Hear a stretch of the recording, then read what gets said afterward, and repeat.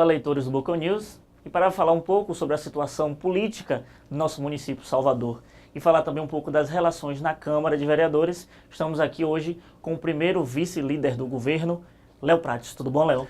Tudo bem, satisfação imensa estar aqui falando para vocês do Bocão News mais uma vez, um site que realmente tem capilaridade na cidade, tem um grande número de leitores e agora também telespectadores, né? A gente está agora na televisão. Zé Eduardo tá chique.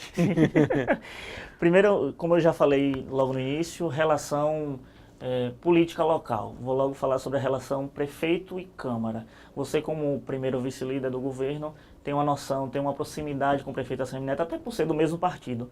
Como é que está essa relação? Também a gente teve informação de que houve uma aparação de arestas entre Paulo Câmara e o prefeito nos últimos dias. Houve mesmo isso? Como é que está essa conjuntura? Olha, na verdade, assim, a relação da prefeitura com a Câmara, e aí deve-se muito ao prefeito Assemineto e ao presidente Paulo Câmara também, vem sendo uma relação respeitosa, harmoniosa, né? Mas uma relação entre iguais, que são dois poderes, um legislativo e o outro executivo. E eu destaco sempre, assim, porque tenho nos dois grandes amigos, tanto no presidente Paulo Câmara quanto no prefeito Assemineto, eu destaco esse trabalho em conjunto que tem dado frutos à cidade. Né? Eu vejo muita gente dizer que antes você ser vereador e andar pela cidade era algo complicado. Hoje eu ando de cabeça erguida, com altivez. Sou presidente também da Comissão de Constituição e Justiça, que é a comissão mais importante lá da Câmara, né? Ou uma das comissões mais importantes, melhor dizendo. E a gente tem procurado fazer debates. A gente fez debates sobre uma série de projetos que estão tramitando na Câmara. Então eu acho que o mais positivo que nós temos é que os projetos hoje são conhecidos à exaustão pelos vereadores. Para vocês terem uma ideia, o projeto mais polêmico que tramita agora na Câmara de Vereadores é o da outorga onerosa, chegou em setembro de 2014. Então está aqui o nosso amigo Marivaldo, que acompanha lá diariamente os trabalhos. Pode dar esse testemunho de que eu acho que a relação é uma relação harmoniosa de respeito entre amigos, aliados, mas não uma relação também que o presidente Paulo Câmara sabe muito bem colocar, que nós temos um poder independente e altivo, ao qual eu tenho muito orgulho de fazer parte dos colegas que eu tenho. Quanto à relação do presidente Paulo Câmara com o prefeito Assemineto, sempre foi muito boa. Eu, inclusive, todos sabem, desde o primeiro momento, apoiei a reeleição do presidente Paulo Câmara, com muita tranquilidade, sou um dos principais aliados do prefeito Assemineto e apoiei. O prefeito não interferiu na eleição da presidência da Câmara de Vereadores, cada um tomou sua decisão, eu tomei a minha por acreditar nesse trabalho do presidente Paulo Câmara, e a relação do prefeito com o presidente sempre foi muito boa, de muito respeito e muita amizade. Você tocou em um assunto outorga onerosa, já vou entrar nessa questão. Há uma crítica forte da oposição que a prefeitura está protelando o debate do PDDU e quer esfacelar o debate, botando temas específicos para não discutir o assunto central, tudo junto. E também eles alegam irregularidades sobre o PPA, inclusive ameaçam judicializar essa questão. Como é que você vê esse caso? Olha, eu vejo com muita preocupação, principalmente a questão da judicialização, porque eu, como lhe disse, eu sou parte de um poder e respeito muito esse poder e gosto de estar nesse poder, e acho que toda judicialização prejudica um poder, né? Porque o PPA foi aprovado pela maioria dos vereadores. Então, se uma minoria, seja ela qual for, quem for, está querendo judicializar, é inconformada de perder na democracia, está querendo ir para o tapetão. Lamento. Qualquer que seja ela, eu sou contra qualquer tipo de judicialização na Câmara. Tenho certeza que eu tenho 37 anos e passarei pela oportunidade de ser oposição também. E terei como princípio essa mesma questão. Eu acho que a judicialização é ruim para os membros do Poder Legislativo. Depois, sobre a questão da outorga onerosa, eu queria lhe dar, para iniciar o debate, para que seus telespectadores possam entender o que eu estou falando, eu queria lhe dar um exemplo de há muito tempo atrás. No aquecimento das vendas de veículos, você comprava um veículo e muitas vezes, quando estava muito aquecido, as concessionárias faziam promoções de dar televisão de LED. Você se lembra que tinha, que você comprava um carro e ganhava uma televisão? E aí, basicamente, para trazer esse exemplo para a outorga onerosa, o que a oposição está dizendo, né, alguns membros da oposição, não é ela toda também, é que o Fundurb, o cálculo da outorga, por estar dentro do PDDU, é matéria de PDDU. E aí, voltando para o exemplo do carro, é como se eu dissesse que, depois de sair da concessionária, eu botei a televisão dentro do carro, que a televisão faz parte do carro. No meu entender, não faz parte, foi apenas colocado lá, mas não faz parte. Tanto que você tem, por exemplo, leis municipais específicas no município de Santos e em diversos municípios que eu posso lhe mandar, em São Luís do Maranhão também, que trata sobre Fundurbs, leis específicas que tratam sobre determinado tema. Ora, se o Estatuto da Cidade estabelecesse que cálculo de outorga e Fundurbs eram matéria de PDDU, ele não poderia ser feito por lei específica, ele tinha que ser feito dentro do PDDU de cada local e de cada cidade, o que a gente não vê, inclusive, está anexo no parecer que eu coloquei. Então vejam, eu topo qualquer debate, acho que nós temos que debater essa questão da outorga ainda mais um pouco. A previsão é que ele só seja votado entre meados de maio e final de maio, da outorga onerosa, dentro dos cálculos das sessões, vocês estão acompanhando. Olhe que eu volto a dizer, é um projeto que chegou à Câmara em setembro de 2014. Então, nós estamos debatendo a exaustão. Eu queria dizer a vocês que o cálculo da outorga, eu não vou definir, nem a Prefeitura vai definir através do projeto de lei que chegou à Câmara. Nós não iremos definir onde a outorga onerosa pode ser usada. Nós vamos apenas definir nesse projeto que está na Câmara o valor da outorga onerosa, o cálculo para se chegar a esse valor. Então, quer dizer, eu não estou tratando de matéria PDDU. O PDDU diz plano diretor, quer dizer, das diretrizes urbanas da cidade. Eu não estou tratando disso, eu estou tratando do cálculo do valor da contraprestação financeira estabelecida, lembrando que outorga onerosa não é tributo. E já falando sobre essa questão do PDDU, existe uma prévia de quando vai poder ser analisado em plenário o PDDU?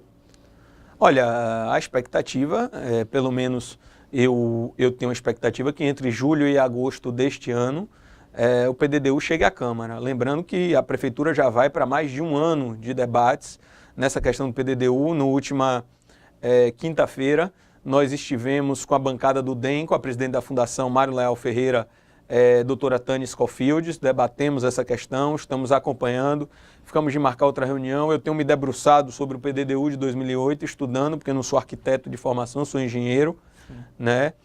Me debruçando sobre questões, até porque o PDDU é uma matéria muito complexa, que precisa muito estudo, porque tem termos específicos, legislações específicas.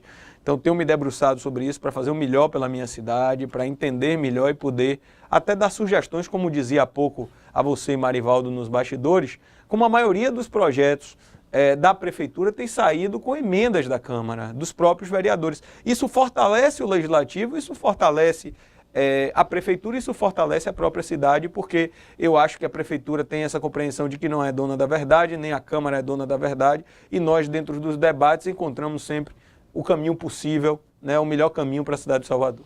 E agora vamos tocar no assunto metrô, que faz parte da vida dos nossos leitores, pelo menos quem mora aqui em Salvador. A gente sabe que há uma relação já muito próxima do prefeito ACM Neto com o governador Rui Costa, que visa também ampliar o leque das ações do metrô de Salvador. Recentemente houve uma questão que diz respeito à paralela. Houve uma crítica a respeito de como é que seria a ornamentação da paralela, a questão das árvores da paralela. Como é que você vê essa questão agora, já que Carlos Martins já deu uma crítica dizendo que tentando rebater o prefeito, a equipe do prefeito sobre o assunto, dizendo que a paralela não será uma nova Bonocô, não vão cometer esse erro. Como é que você vê essa questão?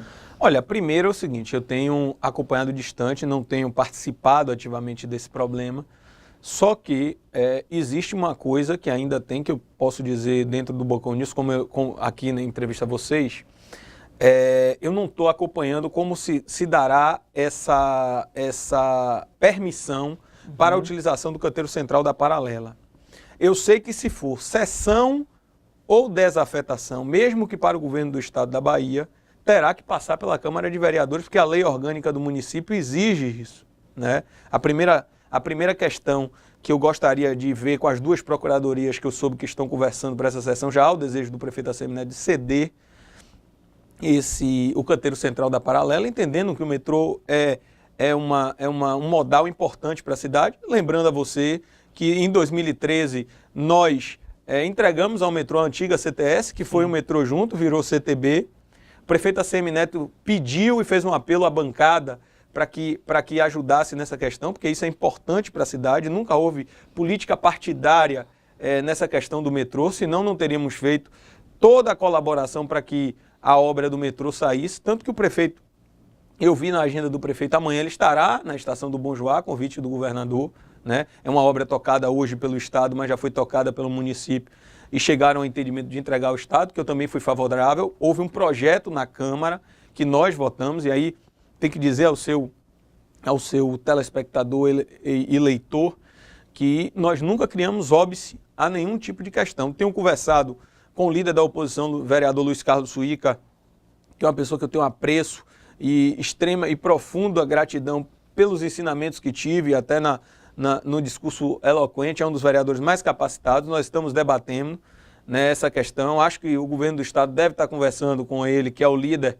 do partido do governador na Câmara de Vereadores, mas ainda não sei qual o formato que se dará, mas se for sessão ou desafetação, a lei orgânica do município diz que tem que passar pela Câmara de Vereadores. Essa é a minha dúvida.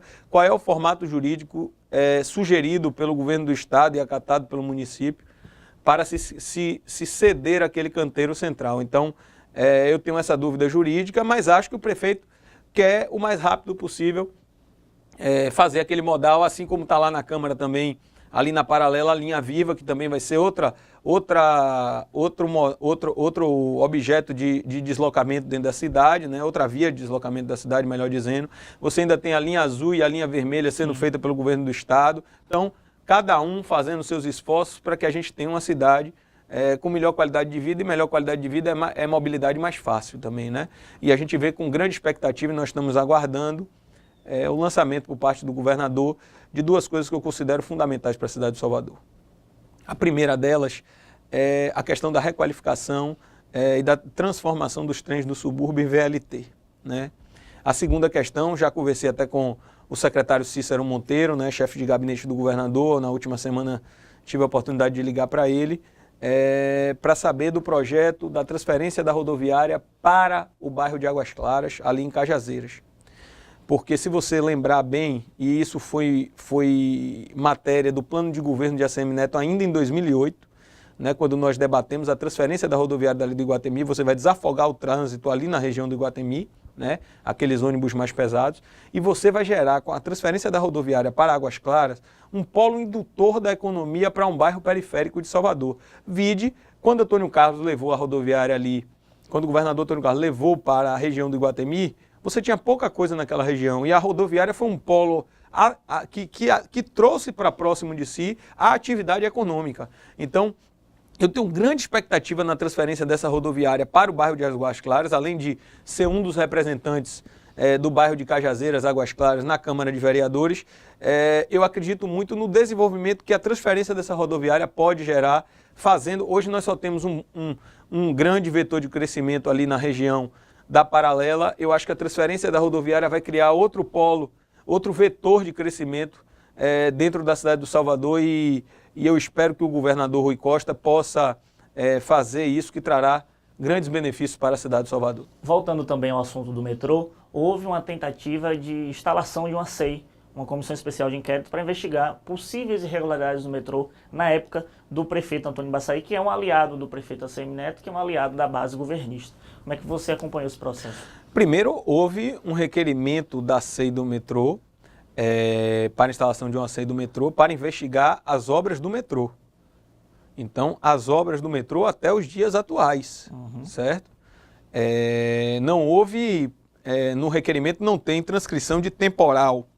Então, isso passaria por Embaçaí, pela gestão do ex-prefeito João Henrique, chegando à gestão dos governos Wagner e Rui Costa. Mas a oposição tentava capitalizar esse tempo. Sim, mas aí é uma questão de cada um ia investigar o seu tempo. Mas aí o que ocorre? Veja, com muita tranquilidade. Primeiro, se houver algum desejo de reapresentar esse requerimento, tudo bem. Na minha visão, na visão deste vereador que fala com vocês nesse momento, há um erro na formulação dos dois requerimentos, tanto da SEI do Carnaval quanto da SEI do metrô. E fui tranquilamente colocando, porque sou também, ocupo, graças a meus pares, a presidência da Comissão de Constituição e Justiça, devo acompanhar. O artigo 50 do Regimento Interno diz que as comissões na Câmara se dividem em internas e externas. E as comissões internas se dividem em de inquérito e especiais. A diferença, basicamente, é que as comissões de inquérito têm 30 dias para fazer, enquanto as especiais, enquanto durar o tema, certo? O que é que ocorre? Foi feito 2 formulações pedindo a criação de comissões especiais de inquérito, o que o regimento interno não trata, né? E fiz um ofício ao presidente da Câmara que remetesse para que a CCJ, o colegiado da CCJ, pudesse se posicionar. Antes disso, os vereadores entenderam que o vereador autor entendeu que o requerimento não estava de conformidade, pode aí outro vereador apresentar com muita tranquilidade. Eu, a princípio, até que apareça algo, vamos dizer assim, contundente, sou contra por um simples motivo. Porque eu acho que essas 6 tumultuarão a Câmara num momento estratégico para a cidade, de discussão de matérias de desenvolvimento econômico para a cidade e de discussão do PDDU. Eu digo isso com muita tranquilidade, porque o líder do governo na Assembleia Legislativa, deputado Zé Neto, também não quis uma SEI proposta, inclusive pelo próprio partido, com muita tranquilidade. Cada desejo, cada vereador e cada deputado tem um desejo de se expressar. Então essas 6 tumultuam a Câmara e a Assembleia, e neste momento nós não achamos interessante nem para a cidade, nem para o desenvolvimento dos trabalhos na Câmara de Vereadores. Estamos conversando com o primeiro vice-líder do governo na Câmara de Vereadores, vereador Léo Prates. Vereador, queria também saber de uma informação de bastidores que chegou até a gente, disso trata da relação lá interna de vocês, que há um ciúme da bancada do governo devido ao tratamento privilegiado que o ex-vereador J. Carlos estaria tendo com cargos e tal, e a possível ida do filho dele, já que já anunciou a expulsão, houve a expulsão do PT, a saída do PT, para uma base do governista, e já ele teria um privilégio aos demais que já acompanham o prefeito Assemineto desde quando ele assumiu o mandato. Como é que está essa relação? Olha, primeiro desconheço, o prefeito não faz política com cargo, isso não impede que em determinado partido político ele possa escolher os quadros que melhor convier. Dou como exemplo um dos grandes quadros da administração, 2 grandes quadros da administração, que é o deputado Bruno Reis e o secretário Fábio Mota, além de Silvio Pinheiro, né, da Sulcom, que são quadros que estão sempre em debate com vocês na mídia. Estou dando exemplo de gente com visibilidade, que tem seus partidos políticos e que foram escolhidos pelo prefeito com muita tranquilidade, né? Então, desconheço essa questão do J. Carlos Filho, E do pai também.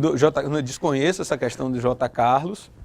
O prefeito ACM Neto tem tratado numa relação próxima. Acho que o J. Carlos é um líder da cidade do Salvador, foi convidado pelo prefeito para ser o seu assessor, é assessor da prefeitura hoje de Salvador, Sim. Faz o seu trabalho com primazia, mas não tenho notícias nem conhecimento dessa questão de cargos. Houve um convite, talvez o ciúme venha de um convite que o prefeito fez pessoalmente ao ex-deputado J. Carlos, que, volto a dizer, é um líder político dessa cidade, profundo conhecedor e uma pessoa que tem muito para contribuir com a Prefeitura Municipal de Salvador. Uma das críticas hoje em torno da Câmara de Vereadores é a quantidade de sessões. Praticamente não houve sessão esse ano. E quando há sessão, cai pela metade, pedem coro, a sessão cai. E há uma crítica, inclusive críticas até dos próprios vereadores. Os vereadores da oposição chegaram a reclamar sobre isso, que não há tempo de você se discutir. Quando vai se discutir assuntos importantes, pedem verificação de quórum, cai a sessão. Como é que está isso lá dentro da Câmara? Olha, me surpreende primeiro essa coisa da oposição, porque na última terça-feira, foi dia, não me recordo agora, mas na última terça-feira, né, do dia 21 a 8 para trás, nós montamos uma sessão e quem retirou o quórum não foi o governo. Então, me surpreende, você pode pegar lá e ver como foi a abertura da sessão, está televisionada. A segunda questão, eu discordo, nós já tivemos esse ano 16 sessões legislativas, nós fechamos o ano de 2013 com 90 sessões, ano passado foi um ano atípico de Copa do Mundo e de eleições, que nós tivemos cerca de 60 sessões, acho que nós fecharemos esse ano em torno de 70, 80 sessões, o que é um número bastante considerável. Lembrando que o trabalho de vereador não é só em sessão, nós estamos tendo comissões, a CCJ tem se reunido regularmente, nós temos que dar visibilidade ao nosso trabalho e prestar contas à sociedade através dos veículos de comunicação que eu faço nesse momento. Nós temos que atender as pessoas no nosso gabinete também, tendo uma interlocução direta, ouvindo as pessoas. Nós temos como uma pessoa elaborar projetos, nós temos que estudar sobre projetos para poder debater esses projetos, porque eu, por exemplo, entrei na Câmara sem muito conhecimento da parte tributária da cidade. Tive que me debruçar, fui relator de 2 reformas tributárias que houveram no município de Salvador. Então, você tem que também ter o tempo para se qualificar intelectualmente, certo? Então, acho que hoje me sinto preparado para debater, por exemplo, o sistema tributário do município de Salvador, porque tive tempo para me estudar, me qualificar, aprender. Sou jovem, tenho muito a aprender ainda. Devo muito aí a questão ao ex-secretário Mauro Ricardo, que muito me orientou sobre a questão dos tributos. Então, eu ia com a minha pastinha, todo dia, meio-dia, eu ia com a minha pastinha tirar dúvidas com ele sobre o sistema tributário, sobre as questões legais. Gosto de me aprofundar. Então, o trabalho do vereador, eu acho que esse resumo de que o vereador só tem atividade quando tem sessão é diminuir demais o meu mandato. E você só tem sessões segunda, terças e quartas à tarde, né? E nós trabalhamos praticamente de domingo a domingo, porque eu, por exemplo, visito as comunidades, por exemplo, que eu represento sexta e sábado. Então, na verdade, com a minha família, eu só fico aos domingos. Então, é uma coisa muito relativa, mas, resumindo, eu acho que o número de sessões fechará o ano dentro do que a sociedade espera. E nós iremos aí vem também, há uma dinâmica também muito grande quando você começa a ter um volume de projetos grande, o que nós estamos começando a ter, o que é normal, sempre no mês de março, abril, começa a ter um volume de projetos. Hoje nós temos a outorga onerosa tramitando na Câmara, falo de projetos vindo do Executivo que acaba mobilizando mais vocês da imprensa, a sociedade, né? Nós temos a outorga onerosa, nós temos a linha viva, nós temos a rediscussão do regimento da Guarda Municipal, na verdade a elaboração que está sendo relatado pelo vereador Geraldo Júnior. Nós temos o projeto do Sindipetro, que desafeta um terreno para o Sindipetro. E estamos na expectativa aí da chegada do PDDU, né? Então, eu acho que agora a dinâmica da própria casa vai ganhar um impulso maior. Falar também agora um pouco sobre o projeto de lei dos food trucks, como é que está essa articulação para a aprovação dessa lei? Olha, desde o primeiro momento nós fizemos questão de dar muita visibilidade a esse projeto. Lembrando que o que mais deu destaque a esse projeto foi a questão dos food trucks. Mas eu não trato só sobre food truck. Eu trato sobre a venda de alimentos em veículos automotores. Por exemplo, eu compro um biscoito avoador, não sei se você é do interior, Sim, eu sou do interior, biscoito. Eu compro biscoito avoador sempre num golzinho ali próximo ao Teresa de Lisieux, né? Sim. E a pessoa, me parece, vem do interior e eu compro porque eu e minha filha gostamos muito.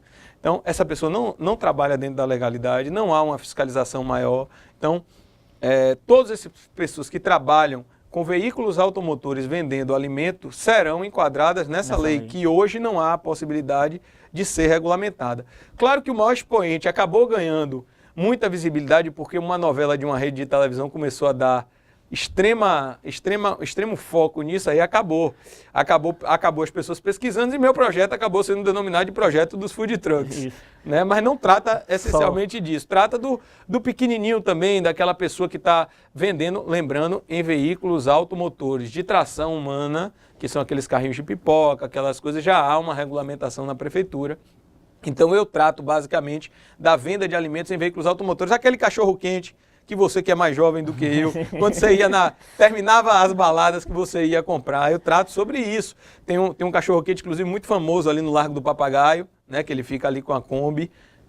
O seu cinegrafista está dando risada ali, é que ele já deve ir ali. Então, hoje essas pessoas não têm uma regulamentação própria. Não há uma fiscalização mais forte. Eles podem até querer trabalhar dentro da legalidade, agora não tem como. Então, nós tratamos essencialmente sobre essa venda de alimentos em veículos automotores. E os food trucks são a parte mais visível disso. Nós estamos caminhando bem sobre a questão dessa lei. Nós estamos debatendo com a Abrazel, que é a Associação Brasileira de Bares e Restaurantes, porque nós não queremos gerar uma concorrência predatória entre os food trucks e os bares e restaurantes, nem prejudicar nenhum segmento econômico da sociedade.